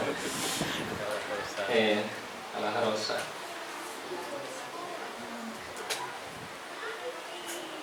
Berikutnya, la tu'aqib ayyuhal murabbi al-ab awil mudarris wa anta qutban. Nah ini yang perlu diperhatikan juga, jangan kita memberikan hukuman dalam keadaan marah. Dalam keadaan marah, li'annaka tu'ahibu lit-tarbiyah wa laysa lil-intiqam wa yajibu an yakuna al-murabbi wa'iyan lima yaf'al. Kenapa tidak boleh kita lakukan ketika marah? Ya, ketika marah kita tidak bisa mengendalikan diri, anak pun bisa jadi tidak jerak dengan hukuman yang kita berikan, karena anak merasa dimusuhi saat itu. Kemudian juga kita tujuannya mendidik, bukan balas dendam tadi. Ini trik-trik ya, tips ketika kita memberikan hukuman atau memberikan hadiah. Nah, tujuan daripada hukuman itu sendiri ya adalah agar dia kembali lurus dari kelakuannya yang tidak benar. Itu tujuannya pas ke sana ya, bukan dendam tadi. Kemudian juga dalam rangka menjaga yang lain agar tidak terkontaminasi dengan akhlak anak ini ya, yang tidak baik.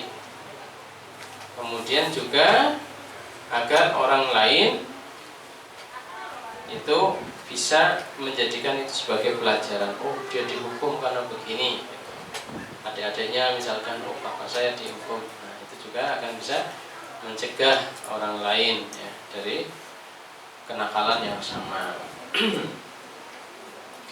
Ya, masih ada waktu 5 menit. Ya, ini selesai alhamdulillah. Tinggal terakhir itu adalah tanmiyatud dhamir. Tanmiyatud dhamir itu dhamir hati, dikembangkan penjagaan di dalam hatinya. Jadi keimanan, kalau bahasa lain imannya berarti sudah ditumbuhkan. Ya, artinya nanti ketika kita tidak melihatnya, dia sudah bisa mengendalikan dirinya sendiri.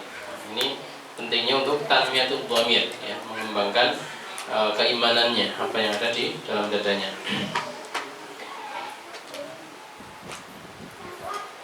Waludaribu tifla ala muraqabati dzatiyah.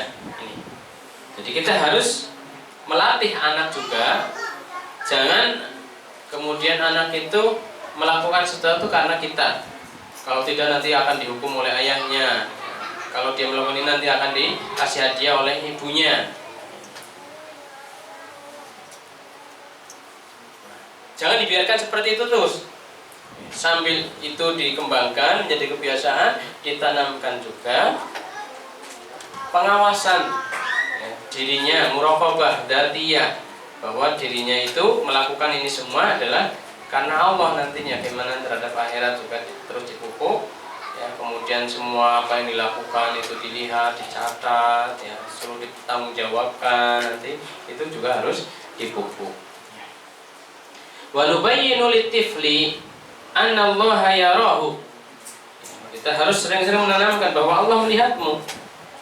Wa annahu sayukafiuhu, dialah yang akan memberikan balasan atas perbuatan baikmu alal khairi wa yu'aqibuhu ala syarri, dan akan menghukummu ketika kamu melakukan perbuatan dosa atau mungkin mengampunimu. Intinya Allah, kita mempertanggungjawabkannya. Orang tua sudah mungkin juga bisa mati ya, sebelum kamu besar atau apa, tapi di situ jelas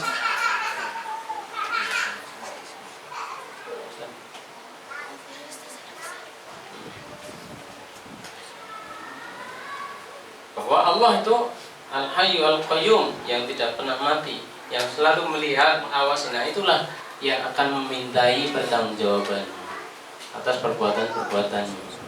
Dikesanakan ya, dialihkan ketakutannya bukan orang tuanya ya, tidak mengharap hadiah dari orang tuanya, tapi mengharap pahala dari Allah dan takut akan hukuman Allah Subhanahu wa taala.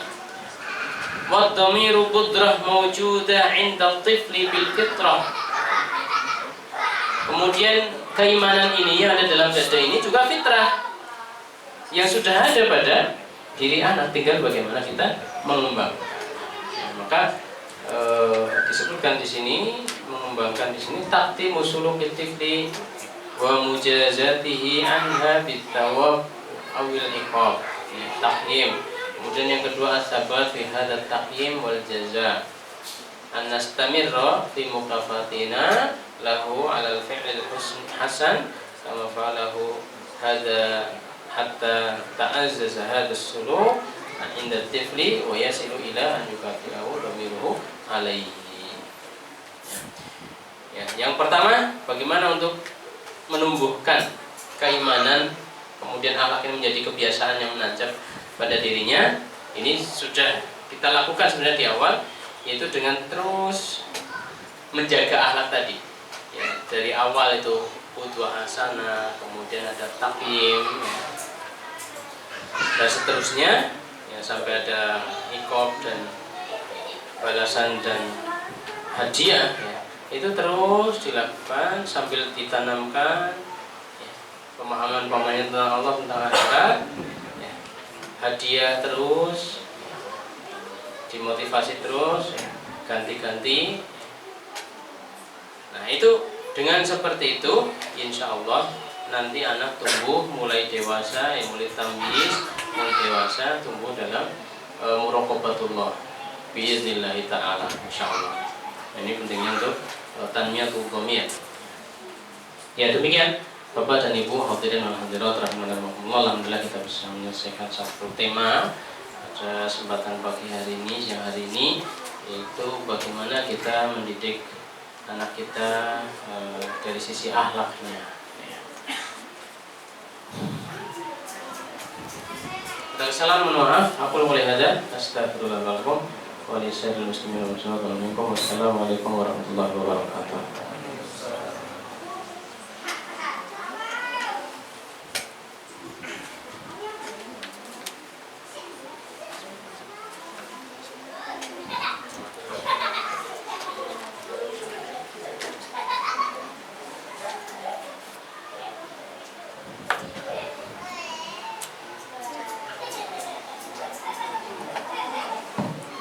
Jazakumullah khairan. Setelah Jumat memberikan materi untuk kita semuanya. Subhanallah, materi ini sangat penting untuk kita. Dari mulai tahapan sampai tinggal kita prakteknya nanti di rumah, bagaimana mengkondisikan anak-anak untuk akhlaknya mulai ditekankan dari rumah. Pihak sekolah dan pihak orang tua saling bersinergi, mudah-mudahan akan mencapai hasil yang lebih maksimal. Bapak Ibu sekalian yang dimuliakan oleh Allah SWT, ada waktu seperempat jam untuk diskusi. Ya, ada waktu seperempat jam untuk diskusi karena saya nanti ada beberapa pengumuman. Saya berikan waktu untuk dua orang penanya dulu, silakan. Waktu untuk dua orang penanya, silakan dari Bapak, dari Ibu. Maaf, tapi untuk Ibu bisa, kalau suaranya tidak bisa keras karena mic-nya kayaknya cuma satu ini. Teman-teman panitia di bawah bisa menyiapkan mic. Kalau tidak nanti pakai tulisan ya. Dari Bapaknya ada yang mau bertanya, silakan. Pak Heru satu, kemudian ada lagi. Dua, Pak Nas. Baik, pada Pak Heru dipersilakan Pak Heru. Terima kasih. Assalamualaikum warahmatullahi wabarakatuh. Waalaikumsalam. Tadi disampaikan mengenai menyusui, betapa pentingnya menyusui itu kaitannya dengan tadi pengendalian emosi ya, hawa nafsu si anak. Kebetulan anak saya masih ada yang menyusui. Nah, ini apakah ada riwayat pada saat zaman Rasulullah ataupun sahabat yang menerangkan mungkin teknis menyusui, artinya jadwal ataupun kaitannya dengan menyusui yang lebih detail agar si anak itu nanti terdapat tadi kaitannya dengan pengendalian hawa nafsu, anak itu tidak apa yang diminta anak itu selalu kita berikan. Satu itu. Kemudian yang kedua, tadi disampaikan juga mengenai kesolehan orang tua. Kesolehan orang tua itu ada kaitannya dengan kesolehan anak juga, dan saya yakin juga kesolehan seorang guru itu juga berdampak pula pada kesolehan santri ataupun muridnya. Yang ingin saya tanyakan, apabila kita melihat mungkin mengalami di sekitar kita, mungkin ada yang orang tuanya soleh, anak tidak soleh pun ataupun sebaliknya, Nah, ini melihat atau mengikutinya seperti apa? Apakah ada persoalan seperti itu? Terima kasih. Pertanyaan kedua, Nas, silakan mic-nya digeser.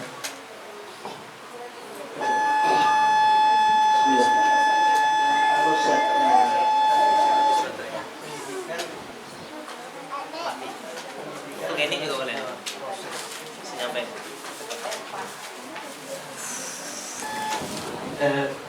pendidikan dan cara mendidik bagi seorang manusia adalah sebuah proses. Nah, begitupun dengan cara mendidik orang tua kepada anak-anaknya. Nah, mungkin Ustadz punya tips, punya cara yang sesuai dengan tuntunan. Bagaimana kalau kemudian di awal-awal atau ada di pertengahan jalan orang tua memiliki sedikit kesalahan di dalam mendidik anak, tentu tidak disengaja, sehingga mau tidak mau membentuk karakter. Lalu bagaimana bisa merubahnya, Ustaz? Kemudian yang kedua, bisakah akhlak yang sudah tertanam sedemikian lama, maksudnya akhlak buruk, karena pendidikan orang tua itu bisa dirubah. Maksudnya, contoh saja seorang tua yang punya latar belakang latar belakang pendidikan orang tua yang kurang baik, kemudian dia ingin merubah, membentuk akhlaknya sehingga ketika dia mendapatkan hidayah, kemudian dia ingin merubah. Apakah akhlak yang sudah terbentuk itu bisa dirubah?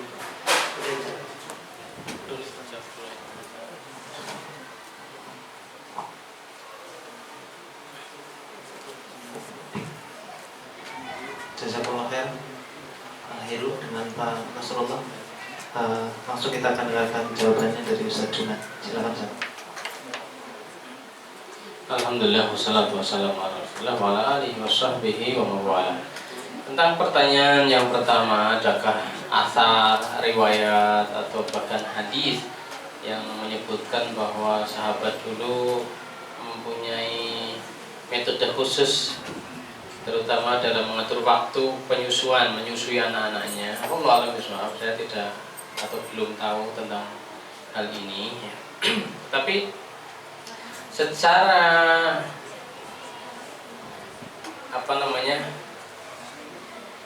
mujarab ya, artinya pengalaman orang hidup, kalau begini nanti begini, kalau begini nanti begini. Nah, itu pelajaran, bagian dari pelajaran hidup, itu bisa digali. Barangkali Al-Ustadz ini telah mendapatkan itu, menggali itu, bahwa dengan melakukan pendidikan ini dengan metode begini nanti akan bisa melatih dia menjadi anak yang begini. Nah, biasanya tetap apa yang disimpulkan itu ya bersesuaian dengan ilmu syar'i. Dengan kalam-kalam ulama yang tadi disebutkan bahwa kayak nafsu, ya nafsu itu diibaratkan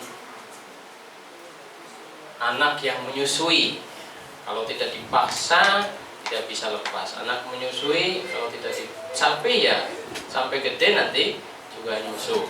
Itu kalam ulama, kalam hikmah.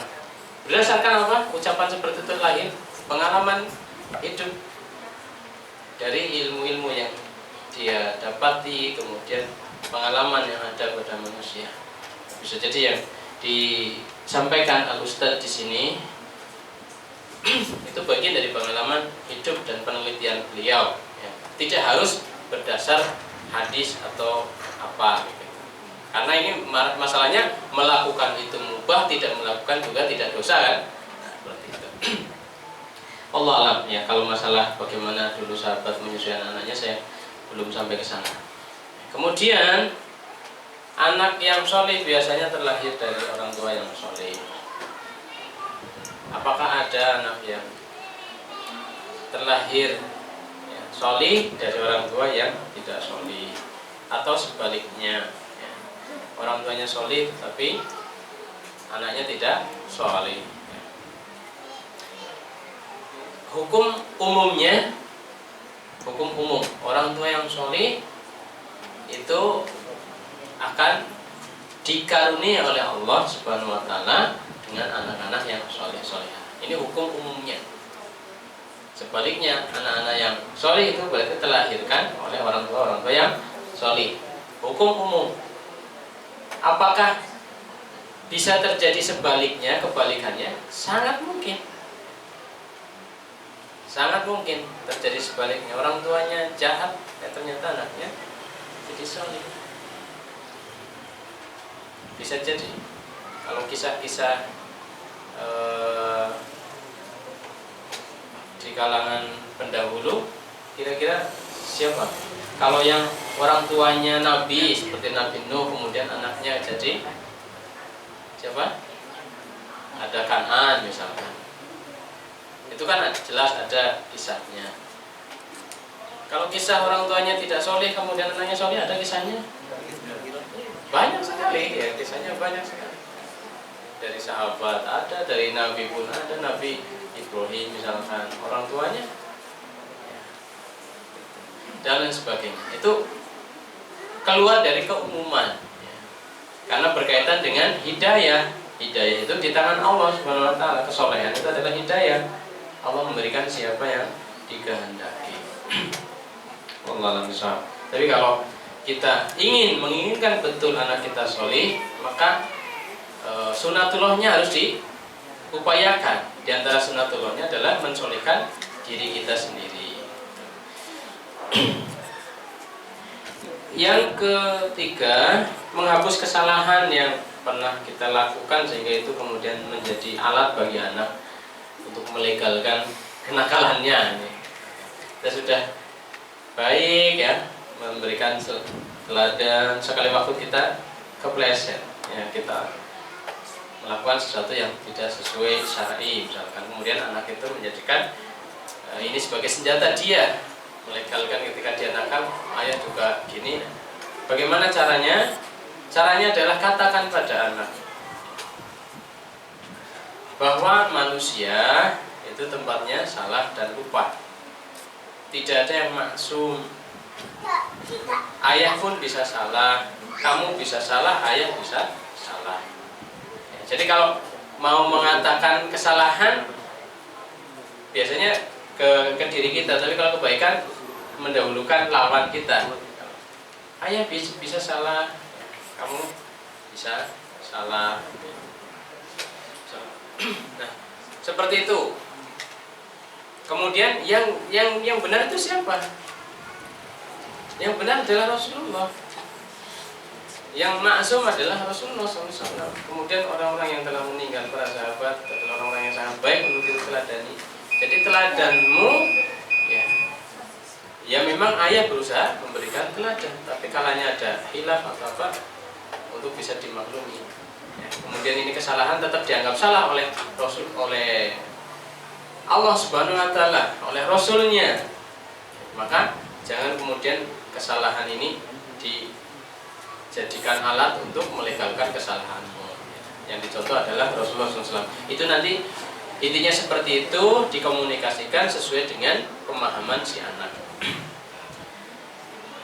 Apakah kemudian ketika kita terlanjur salah mendidik, kemudian anak kita menjadi anak yang kurang baik, ya, gampang marah atau yang lainnya, apakah akhlak-akhlak seperti itu bisa dirubah?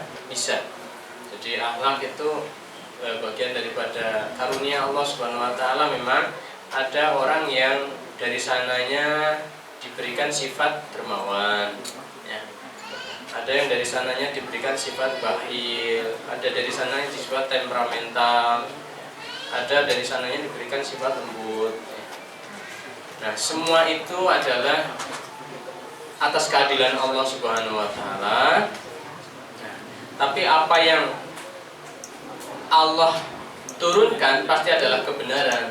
Maka semuanya untuk menyesuaikan ke sana.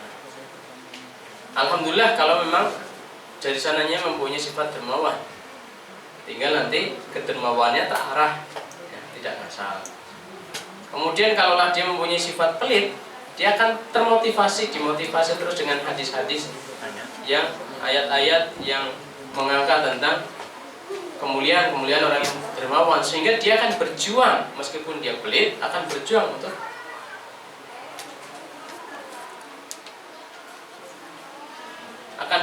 untuk memberi, ya, akan selalu berjuang untuk memberi. Seperti itu. Nah, ketika dia ini ada orang dermawan, ada orang pelit. Ini agak melebar sedikit. Siapa yang lebih mempunyai nikmat di situ? Ada orang dikasih sifat dermawan, satunya dikasih sifat pelit. Yang antum milih mana? Milih mana? Kalau mau dikasih sama Allah, jadi orang dermawan atau jadi orang pelit? Jadi orang dermawan, ya. Ya alhamdulillah, misalkan jadi orang dermawan. Ini yang menurut kita baik. Tapi Allah Maha Adil tadi. Allah Maha Adil. Artinya apa? Ini sama-sama orang hartanya sekian, kebutuhannya sekian, yang satu pelit, yang satu dermawan. Kemudian yang satu yang dermawan ini infak 10 juta. Yang pelit pun karena dengan susah payah dia telah melihat hadis-hadis, akhirnya meskipun pelit dia keluarkan juga 10 juta. Pahalanya banyak mana? Banyak yang pelit. Jadi Allah itu adil itu. Mau jadi pelit, mau jadi dermawan, yang penting menjalankan Islam sama hasilnya. Allah itu Maha Adil. Nah, di sini bahwa akhlak itu bisa dirubah. Orang yang pelit pun nanti bisa jadi tidak pelit karena hidayah, ya. Karena hidayah. Jadi intinya semuanya bisa berubah, ya. Cuma memang berat perjuangan. Ketika berat ini, perjuangan ini, maka Allah pun memberikan balasan yang lebih. Wallahu a'lam bishawab. Cukup, ya. Ada ya, demikian. Ada salam, maaf. Assalamualaikum warahmatullahi wabarakatuh.